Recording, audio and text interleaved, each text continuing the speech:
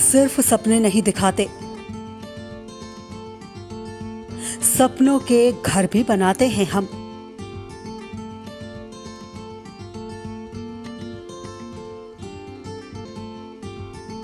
इरादे हो उड़ने के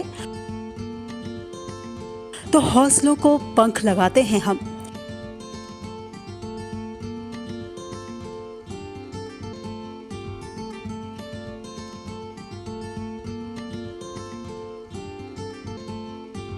क्योंकि हम हैं लोढ़ा बिल्डर्स, सच की बुनियाद पर मजबूत इमारत।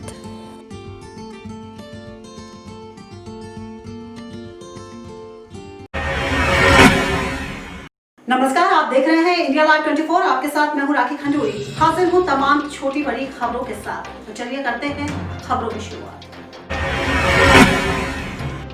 प्रधानमंत्री नरेंद्र मोदी ने संसद का मानसून सत्र शुरू होने से पहले सोमवार को पत्रकारों से बात की और कहा कि इस सत्र में कई बड़े फैसले लिए जाएंगे और कई अहम मुद्दों पर चर्चा भी होगी।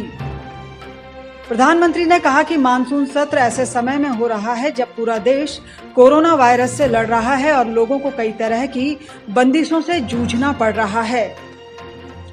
चीन से टकरार को लेकर पीएम मोदी ने कहा कि उन्हें उम्मीद है कि संसद और सभी सदस्य एकजुट होकर ये संदेश देंगे कि राष्ट्र हमेशा सैनिकों के साथ खड़ा है। कोरोना से बनी जो परिस्थिति है उसमें हमारी सेना के वीर जवान सीमा पर डटे हुए हैं।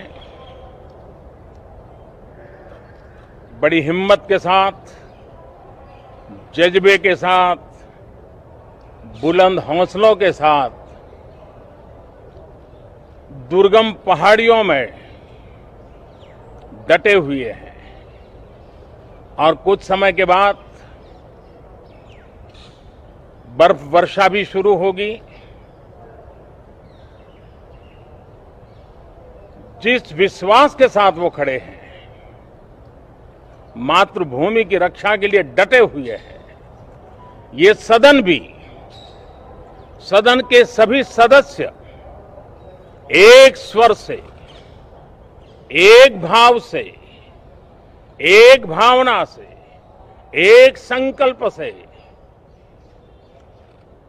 वो संदेश देंगे, सेना के जवानों के पीछे देश खड़ा है। उन्होंने कहा कि यहाँ संसद सत्र विशेष परिस्थितियों में आयोजित किया जा रहा है। इसमें एक तरफ कोरोना है तो दूसरी तरफ ड्यूटी है। सांसदों ने कोविड समय में अपनी ड्यूटी करने का रास्ता चुना है।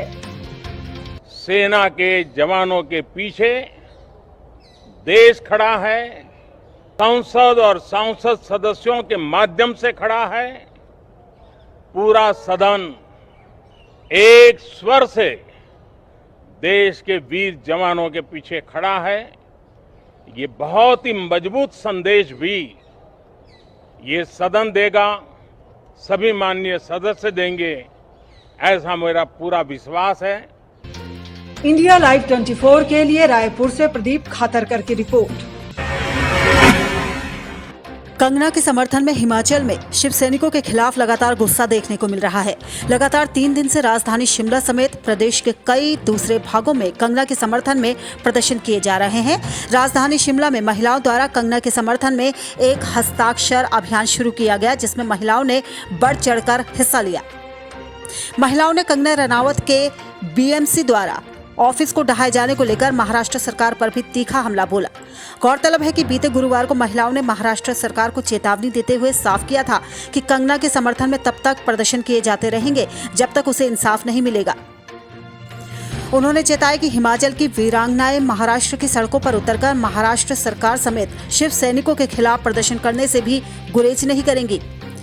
जो ये अभियान है, ये एक हस्ताक्षर अभियान है जो हमारी हिमाचल प्रदेश के जो मंडी जिला से संबंध रखने वाली जो कंगना रनौत अभिनेत्री हैं, उनके साथ महाराष्ट्र सरकार ने उनके साथ जो अन्याय किया है, उनका 48 लाख करोड़ की लागत से बना हुआ जो उनका ऑफिस है, उसको बुलडोजर द्वारा बीएमसी ने तोड़ दिया।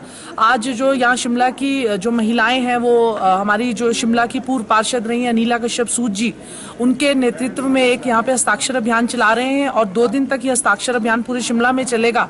और शिमला की जो आम बहनें हैं, उनके सहयोग से हम इस अभियान को चला रहे हैं।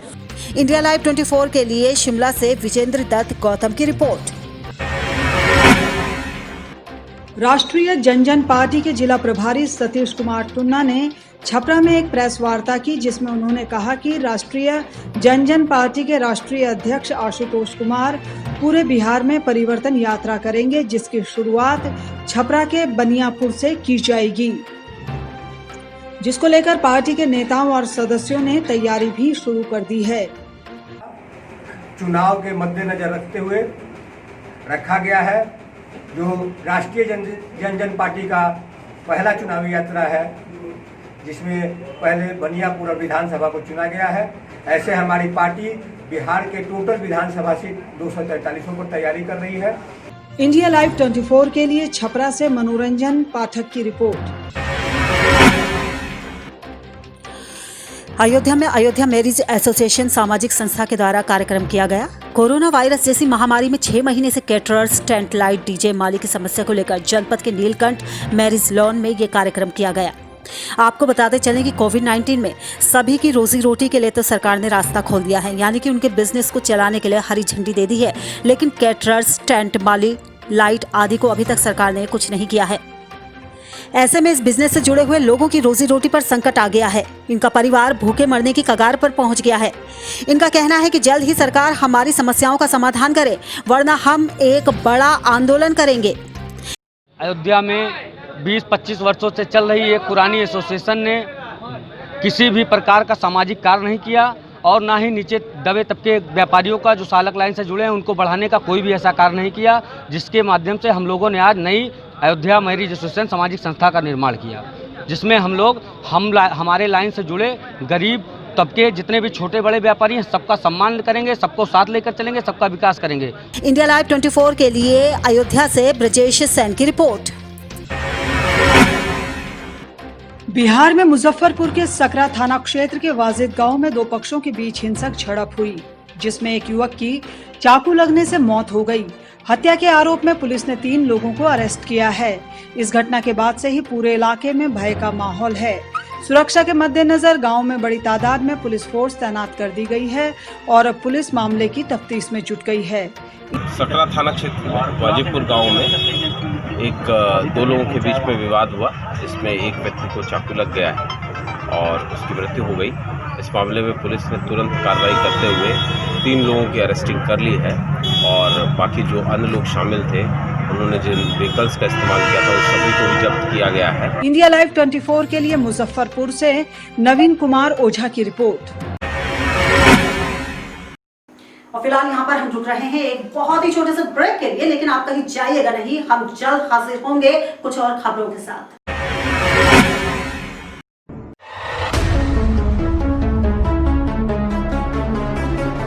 खबरें सिर्फ खबरें न रहें, इनकी तह तक जाएंगे हम। सवाल हो तालीम का या बात हो आपके अधिकारों की, आपके हक की आवाज उठाएंगे हम। सीमा पर जवान से खेत में किसान तक, हिंद के हर योद्धा से आपको रूबरू कराएंगे हम। पड़ोसी की चाल से अपनों की ढाल तक, हर मुल्क के नजरिए को आईना दिखाएंगे हम। आंतरिक से अर्थ तक और रक्षा से विदेश तक, आपके लिए हर नित के मायने आपको समझाएंगे हम। तिरंगे के रंगों से उभरी हर तस्वीर तक, ग्रामीण भारत से वैश्विक भारत तक, देखिए हमारे साथ सिर्फ इंडिया लाइव 24 पर।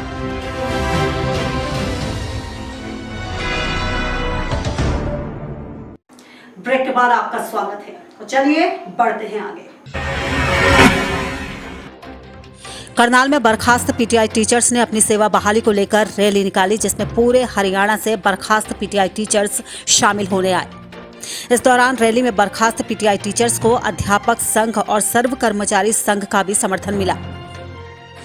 इस दौरान धर्मेंद्र, प्रधान संयोजक, ने बताया कि काफी समय से हम अपनी सेवा बहाली को लेकर लगातार प्रदर्शन कर रहे हैं, लेकिन सरकार ने हमारी तरफ कोई ध्यान नहीं दिया। हमने 10 साल तक हरियाणा सरकार में अपनी सेवाएं दी हैं और हमारी कोई गलती ना होने पर भी आज हमें दर दर की ठोकरें खानी पड़ रही हैं। हमारे सामने रोजी रोटी का भी संकट खड़ा हो गया है। सरकार हमें जल्द नौकरी पर वापस ले, जिससे कि हम अपने बाल बच्चों को पाल पोस सके। उन्होंने कहा कि यदि हमसे बातचीत के लिए सरकार के नुमाइंदे नहीं आते हैं तो हम पैदल मार्च करते हुए करनाल सीएम आवास पर पहुंचेंगे। आज जो हम यहाँ करनाल के अंदर इकट्ठे हुए हैं, हमारी मांग है कि ये सरकार हमें पुनः बहाली करे और जो 23 तारीख का जो पेपर हुआ था उसको तुरंत प्रभाव से कैंसिल करके जिन्होंने पेपर आउट किया था उन पर मुकदमा दर्ज किया जाए और हमारी नौकरी बहाल की जाए। इंडिया लाइव 24 के लिए करनाल से सुभाष गुप्ता की रिपोर्ट। हरियाणा प्रदेश गौ रक्षा दल के उपाध्यक्ष आचार्य आजाद आर्य ने इंद्री के थाना प्रभारी सतपाल सिंह को सामाजिक कार्यों में बढ़ चढ़कर भाग लेने और गौ रक्षा के लिए सहयोग करने के लिए सम्मानित किया। इस मौके पर काफी संख्या में गौ रक्षा दल के सदस्य मौजूद थे। पत्रकारों से बातचीत के दौरान आचार्य आजाद आर्य ने कहा कि हरियाणा प्रदेश में गायों को चराने के लिए 72,000 एकड़ भूमि छोड़ी गई थी, लेकिन ग्राम पंचायतों ने इस जमीन को आगे पट्टे पर दे दिया। इसी के चलते गौ रक्षा दल ने प्रदेश के पशुपालन मंत्री से इस जमीन को खाली करवाने की मांग की है।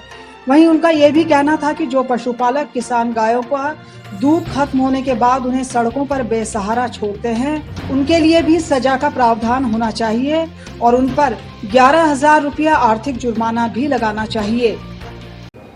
आज जो है इंद्री में हम पुलिस स्टेशन में आए और यहाँ एक ऐसे अधिकारी हैं जिनको मैं पिछले कई वर्षों से जानता हूँ, सतपाल जी जो इंचार्ज हैं यहाँ के। तो लंबे समय से ये गौ माता की, बेजुबान की, असहाय बच्चों की सेवा करते हैं। तो गौरक्षा दल हरियाणा ने मन बनाया था कि ऐसे अधिकारी को सम्मानित किया जाए, क्योंकि खाकी में होते हुए भी वो गायों के लिए, असहाय बच्चों के लिए अपनी तनख्वाह में से कुछ न कुछ बचा करके जरूर दान करते हैं। इंडिया लाइव 24 के लिए इंद्री से अमित कुमार की रिपोर्ट। गुमला जिले के सिसई प्रखंड में 2 जंगली हाथियों का उत्पात लगातार जारी है, जिससे कि लोग परेशान हैं। उनका कहना है कि वन विभाग इसमें लापरवाही बरत रहा है। ताजा मामला पूसो का है, जहां पर एक व्यक्ति को हाथी ने कुचल दिया, जिससे मौके पर ही उसकी मौत हो गई, जिसके बाद गांव में मातम छा गया। इसकी सूचना ग्रामीणों के द्वारा थाना प्रभारी पूसो को दी गई। सूचना के साथ ही पुलिस प्रशासन तो घटनास्थल पर पहुंचा और पहुंचकर शव को अपने कब्जे में लेकर पोस्टमार्टम के लिए भेज दिया, लेकिन इस घटना के बाद भी वन विभाग के अधिकारी वहां नहीं पहुंचे, जिससे पूरे इलाके में आक्रोश है। वहीं गांव की महिलाओं का कहना है कि हाथी आकर लगातार उनकी खेती को बर्बाद कर रहे हैं और उन्हें इसका कोई मुआवजा भी नहीं मिलता, जिसके लिए सिर्फ वन विभाग ही दोषी है। इंडिया लाइव 24 के लिए गुमला, झारखंड से अजीत सोनी की रिपोर्ट। सुकमा जिले के किस्टाराम इलाके में नक्सलियों की तस्वीर ड्रोन में कैद हुई है। किस्टाराम से पढ़ोड़ी को जोड़ने वाली सड़क को नुकसान पहुंचाने के लिए यहां बड़ी तादाद में ग्रामीणों के साथ नक्सली पहुंचे थे। इन तस्वीरों से साफ पता चलता है कि किस तरीके से ग्रामीण नक्सलियों का साथ देते हैं। एसपी सलभ सिन्हा ने बताया कि नक्सली हमेशा सड़क काटने के लिए ग्रामीणों का साथ लेते हैं। नक्सलियों की मौजूदगी की सूचना पर इलाके में सर्चिंग ऑपरेशन तेज कर दिया है। किस्टाराम से पढ़ोड़ी को जोड़ने वाली सड़क को नुकसान पहुंचाने के लिए यहां बड़ी तादाद में ग्रामीणों के साथ नक्सली पहुंचे थे।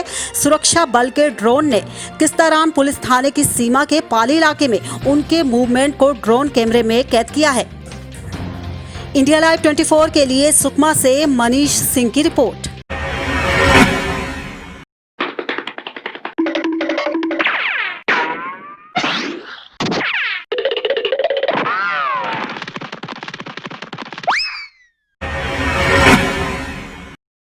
फिलहाल इसी के साथ इस बुलेटिन में बस इतना ही। दीजिए इजाजत। नमस्कार।